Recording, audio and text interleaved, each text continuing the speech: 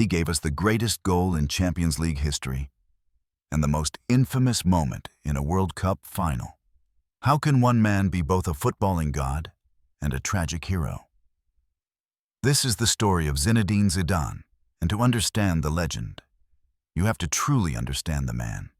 Make sure you subscribe and hit that notification bell, because you won't want to miss a single moment of this incredible journey.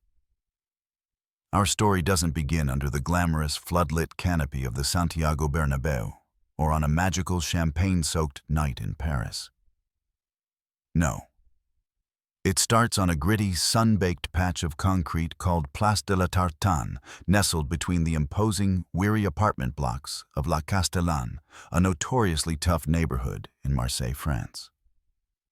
This is where the symphony begins. This is where a skinny, impossibly shy boy named Yazid, whom the world would one day worship as Zinedine Zidane, took his very first steps in the beautiful game. Born on the 23rd of June 1972, Zidane was the youngest of 5 siblings. His parents, Smail and Malika, were proud Algerian immigrants of Berber Kabyle descent. They had fled their war-torn homeland back in the 1950s, seeking not riches, but simply a better, more peaceful life in France. They arrived with nothing but the calluses on their hands and an unshakable belief in 2 things: hard work and dignity. These weren't just words. They were the very foundations upon which their family was built, values instilled in young Yazid from the moment he could walk. Life in La Castellane was a constant struggle. It was a ghetto, an immigrant neighborhood, rife with unemployment shadowed by the ever-present specter of social prejudice. But for little Yazid, this concrete kingdom was his entire world. His father, Mr. Smail, was a warehouse worker, disappearing into the night shift to provide for his family, while his mother, Mrs. Malika, was the heart of the home raising the children. They lived a modest life, to be sure, but their small apartment was always overflowing with 2 things: love and discipline. Mr. Smail's voice was a constant presence, his words a mantra for his sons. You may be an immigrant, you may have nothing in your hands, but you must not steal, you must not fight, you must be a man. Those words weren't just heard. They were absorbed, etched deep into Zidane's soul, shaping a quiet, almost painfully humble boy who carried within him a proud burning fire and an unbreakable will. From the earliest age of football was Yazid's shadow, his most loyal friend. He'd be out on that concrete pitch for hours, the sound of the ball echoing off the buildings long after his shoes were worn through and his knees were scraped and bleeding. The ball seemed to be a part of him, an extension of his own body. He learned not just to kick it, but to control it, to caress it, to make it dance to the silent rhythm in his head. The other kids in the neighborhood, they saw it instantly. This boy was different. When it came time to pick teams, the first name shouted was always Yazid. The shy, quiet boy who barely spoke a word off the pitch transformed into a general the second the ball was at his feet. His technique wasn't forged in some pristine multi-million-dollar football academy. It was hammered out over thousands of hours on the unforgiving streets where the tight spaces and chaotic energy forced him to develop lightning-quick thought and a touch of surgical finesse. At the age of 10, Zidane joined his first local club, US Saint-Henri. It didn't take long for his otherworldly talent to eclipse everyone around him. One fateful day, a man named Jean Varro, a seasoned, weary scout for the professional club AS Cannes, happened to be watching. He was utterly mesmerized. He didn't just see a gifted young player. He saw something more. He saw an elegance and intelligence that was years ahead of its time, a kind of spatial awareness that couldn't be taught. He rushed back to the Cannes management, his voice filled with a rare urgency. This boy, he told them, he is not made of earth, he is made of gold. And so, at the tender age of 14, Zinedine Zidane stood at the first great crossroads of his life. He was offered a place at the Cannes Academy. It was the chance to pursue his dream, but it came at a price. He had to leave his family, leave the only world he had ever known, and move hundreds of kilometers away. The farewell was tearful, a heart-wrenching moment for a boy who had never been away from home. The shy Yazid had to step out from the shadow of La Castellane and walk all alone into a completely unfamiliar world. Life in Cannes was a brutal shock. A profound, gnawing homesickness tormented him every single night. He lived with a kind local family, the Alinius, who treated him like their own son. But even their warmth couldn't fill the gaping void left by his own family. On the training pitch, he was a prodigy, a genius in the making. But the moment training ended, he would retreat back into his shell, a silent figure lost in a world that wasn't his. There were dark moments, moments where the temptation to give it all up, to pack his bags and run back to the comfort and familiarity of Marseille, was almost overwhelming. What would you have done? At 14, alone in a new city, chasing a dream that feels a million miles away, would you have had the strength to stay? Let me know your honest thoughts down in the comments below. But the fire of his passion, fanned by constant encouragement in letters and phone calls from his family, kept him there. He channeled his loneliness into his craft. He threw himself into training like a man possessed. After every official session was over, he would stay on the pitch alone under the fading light, practicing hundreds of shots, hundreds of touches over and over again. It was during these solitary hours that he polished his signature move to perfection, la roulette. That breathtaking 360-degree spin with the ball, a move that was both an act of beautiful defiance and an incredibly effective tool for gliding past defenders. It wasn't just a trick. It was a dance, a masterpiece of balance, control, and audacity. In 1989, at just 17 years old, Zidane made his professional debut for AS Cannes. And though the team was eventually relegated, his talent shone like a beacon in the gloom. In 1992, he made a major step up, moving to the ambitious Girondins de Bordeaux. It was here, playing alongside other incredible young talents like Christophe Dugarry and Bixente Lizarazu, that a formidable trio began to make waves across France. It was at Bordeaux that Zidane truly announced himself to the world. During the 1995-96 season, he led the team on a magical, unexpected run in the UEFA Cup. And then came the moment. The quarter-final against Spanish side Real Betis. From a full 40 meters out, almost from the halfway line, he glanced up and saw the opposing goalkeeper straying just a few yards off his line. Without a moment's hesitation, Zidane launched an audacious, unbelievable lob with his supposedly weaker left foot. The world held its breath as the ball soared through the night sky, drawing a perfect, impossible arc before nestling gracefully in the back of the net. All of Europe was stunned into silence, then erupted. It wasn't just a goal. It was a masterpiece. It was a declaration of arrival. A new artist had taken his place on the world stage. Zidane's style of play was a symphony of quiet genius. It was subtlety and power in perfect harmony. He wasn't blessed with the blistering pace of Ronaldo il Fenomeno, nor did he possess the dizzying, mazy dribbles of a Maradona. Zizou's football had a different kind of beauty, a beauty rooted in genius-level simplicity. He would receive the ball no matter how fast or awkwardly it came to him, and kill it dead with a single cushion touch. Then in the next instant, he would release a pass that would slice open an entire defense. He played the game with his head up, with a brain that seemed to operate a few seconds ahead of everyone else on the pitch. It was like he had eyes in the back of his head, always aware, always sensing where his teammates were, where the space would open up. Watching Zidane play was like watching a ballet dancer in studs. Every movement, every touch of the ball was pure grace, pure elegance. But don't be mistaken. Inside that graceful, artistic exterior, beat the heart of a warrior. Zidane never shied away from a physical battle, never backed down from a challenge. And sometimes that proud street fighter's fire forged in La Castellane would flare up at the wrong time. His temper could get the better of him. He could commit a needless foul, get drawn into an argument, and see red. It was the great contradiction of his character, the calm Zen-like artist, and the boiling inner volcano.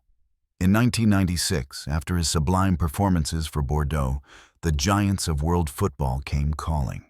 Zidane joined Juventus, one of the biggest clubs on the planet, for a record-breaking fee. The move to Serie A at that time, the toughest, most defensive, and most physically punishing league in the world, was a monumental challenge. And the first few months in Turin were an absolute nightmare. Zidane looked lost. He struggled desperately to adapt to the brutally tight marking, the tactical rigidity, and the extreme physical demands of Italian football. He was suffocated by the pressure, by the weight of his enormous price tag. The notoriously harsh Italian press were relentless, branding him a flop, a waste of money. There were times when he looked out on the pitch and felt like he simply didn't belong. But once again, that iron will, that core of steel forged in his childhood, came to the fore. Guided by the brilliant coach Marcello Lippi, Zidane worked tirelessly. He didn't complain. He just put his head down and trained harder than ever, transforming his physique, building his endurance. He learned to play a more pragmatic, more ruthlessly effective game without sacrificing his magic. And gradually, slowly, the French artist began to find his rhythm again. He became the undisputed conductor of the Old Ladies Orchestra, leading Juventus to 2 consecutive Serie A titles and incredibly 2 consecutive Champions League finals. Although Juventus agonizingly lost both of those finals, Zidane's class was now undeniable. He had proven to the world that he could not only survive, but thrive in the harshest footballing environment on earth. The ultimate individual recognition came in 1998 when he was awarded the Ballon d'Or. The boy Yazid from La Castellane was now officially the best footballer in the world. But his greatest challenge and his most profound glory was still waiting for him. And it was waiting for him on home soil. In the summer of 1998, the World Cup came to France. The hopes of an entire nation rested on the shoulders of Les Bleus, a wonderfully diverse multi-ethnic team. There were players with roots in Guadeloupe, Armenia, Ghana, Argentina, and of course, Algeria. And Zinedine Zidane, the son of immigrants from Marseille, was the shining symbol of this new united rainbow France. The pressure was beyond imagination. But Zidane and his teammates embraced it, turning it into fuel. The tournament, however, started with a disaster. In the second group stage match against Saudi Arabia, after being fouled, Zidane snapped. He lost his famous composure and deliberately foolishly stomped on the defender, Fouad Anwar. A straight red card. A wave of shock and despair washed over France. Their hero, their talisman, had committed an act of madness. He was slapped with a 2-match suspension. Without their leader, France looked shaky. They struggled to get past a stubborn Paraguay in the round of 16, needing a last-gasp golden goal from Laurent Blanc to scrape through. Zidane's absence only served to highlight just how vital he was to the team. He returned for the quarter-final against a formidable Italy, a tense, breathless, nail-biting affair that France could only win after a dramatic penalty shootout. But from the semi-finals onwards, it was the Zizou show. He was a man on a mission. He provided the crucial assist for Lilian Thurham's winning goal in the semi-final against Croatia, a goal that sent France into a World Cup final for the very first time in their history. And so, to July 12, 1998. The Stade de France in Paris. The opponent, the mighty Brazil, the reigning world champions, led by the terrifying superstar, Ronaldo, the phenomenon. The entire world expected a Brazilian victory. But that night belonged to Zizou. In the 27th minute, from an out-swinging corner kick, Zidane soared. He rose higher than anyone else, a picture of determination, and met the ball with a powerful, unstoppable header that flew past goalkeeper Taffarel. 1-0 to France. The stadium didn't just cheer. It erupted a single deafening roar of disbelief and joy. Then, in first half stoppage time, history repeated itself. Another corner. And again, it was Zidane finding space, meeting the ball, with another perfect clinical header. 2-0. 2 goals with his head famously not his strongest attribute in the biggest match of his life. It was a testament not just to his skill, but to his sheer force of will. France sealed their glorious victory with a 3rd goal from Emmanuel Petit, and for the first time in history, they were champions of the world. That night, an enormous image of Zinedine Zidane's smiling face was projected onto the Arc de Triomphe in the heart of Paris with 2 simple words beneath it. Merci Zizou. Thank you, Zizou. He was no longer just a football player. He was a living legend, a national hero, a symbol of unity who had brought immeasurable pride to an entire nation. That triumph was the peak of a mountain, a moment of pure, unadulterated joy for a player and his country. And stories like this, of players who carry the hopes of a nation on their backs, are what make football the greatest sport on earth.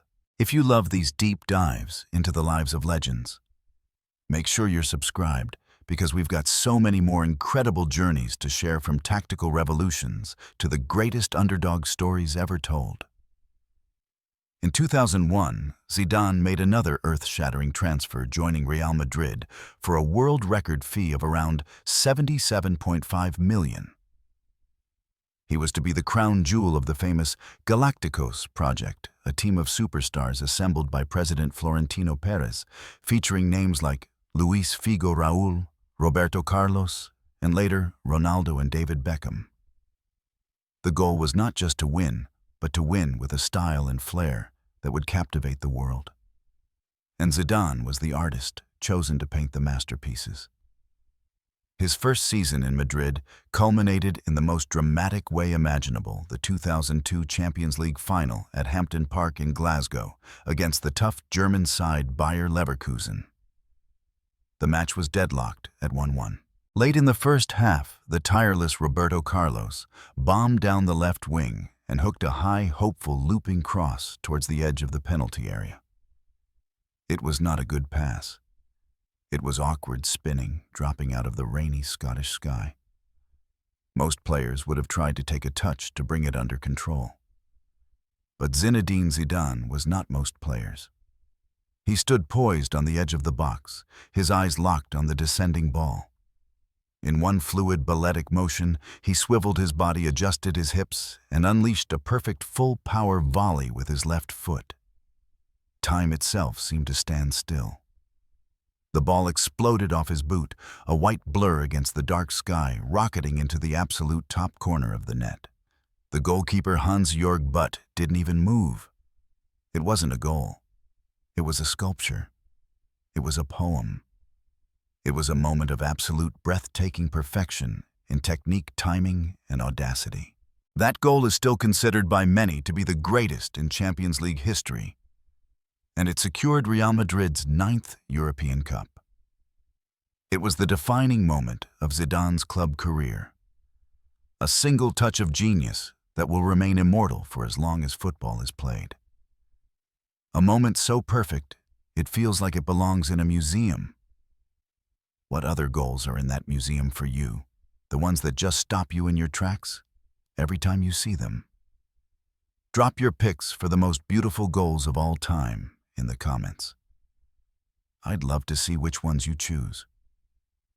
After winning Euro 2000 with France, Zidane announced his retirement from the national team in 2004.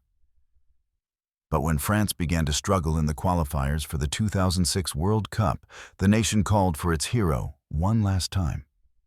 He couldn't resist. He returned along with his old guard teammates, Claude Makélélé and Lilian Thuram, for one last dance. And what a mesmerizing, magical dance it was. At 34 years old, an age when most players are long past their prime, Zidane played with a sublime authority, as if he wanted to distill the very essence of his career into one final tournament. He single-handedly dragged a largely unfancied French team all the way to the final. His performance against Spain in the round of 16, and especially his masterclass against Brazil in the quarterfinals, was the work of a true genius at the peak of his powers. He danced around the Brazilian superstars, turning them into helpless, frustrated spectators at his own private show. The final against Italy in Berlin was destined to be the very last match of Zinedine Zidane's storied career. It began like a fairy tale. In the 7th minute, France were awarded a penalty. Zidane stepped up, and with the eyes of the world upon him, he produced a moment of unbelievable audacity. He scored with a panenka, a delicate chipped shot right down the middle of the goal, fooling the legendary goalkeeper Gianluigi Buffon. It was an act of supreme confidence, of pure, unadulterated swagger. But then, the fairy tale turned into a Greek tragedy. The match, tense and brutal, went into extra time. In the 110th minute, after a brief exchange of words, the Italian defender Marco Materazzi said something to Zidane. The world may never know for certain what those words were, but they struck Zidane's most sensitive nerve. The hero snapped.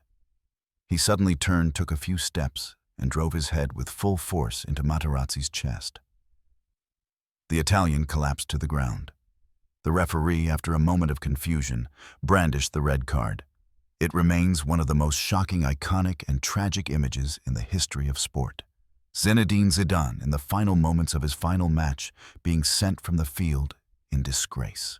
The image of him walking sullenly off the pitch, right past the gleaming golden World Cup trophy that he could no longer touch, is seared into the memory of millions.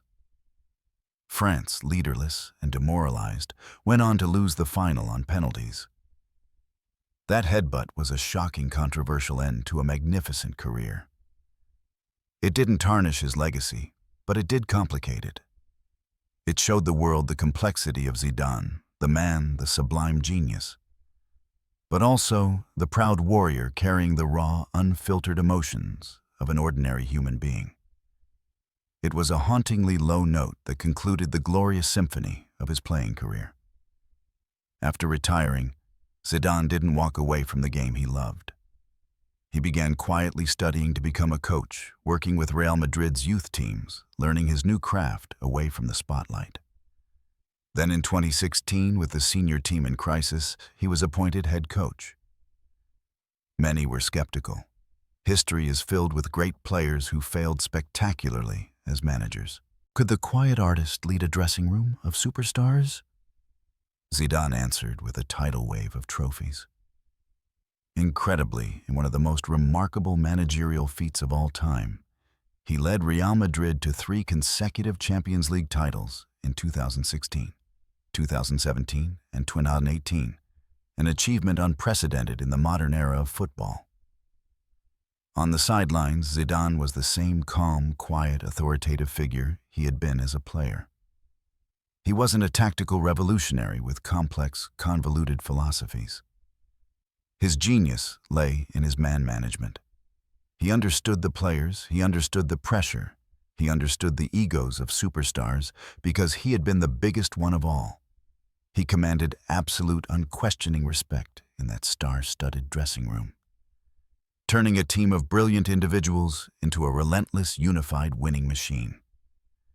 Zinedine Zidane is a legend, unlike any other. He is one of the very, very few to have conquered the absolute pinnacle of football as both a player and a coach. His legacy isn't just in the statistics, the goals, or the titles. His legacy is the graceful roulette spin on a dusty pitch, the impossible volley in Glasgow, the 2 defiant headers in Paris, and yes, even the shocking headbutt in Berlin. It is the story of a shy immigrant boy who rose from the concrete jungles of Marseille to become the king of world football. An artist who painted unforgettable masterpieces on the green canvas of the pitch, and a hero of both unimaginable glory and heartbreaking tragedy. A story that, as does and will forever inspire generations to come. And that's where this incredible football story concludes. What a journey, right? I'm so eager to hear your thoughts. What moment stood out to you the most? Did his struggle as a young boy in Cannes resonate with you? Please share all your opinions, your favorite moments, and any questions you have in the comments below.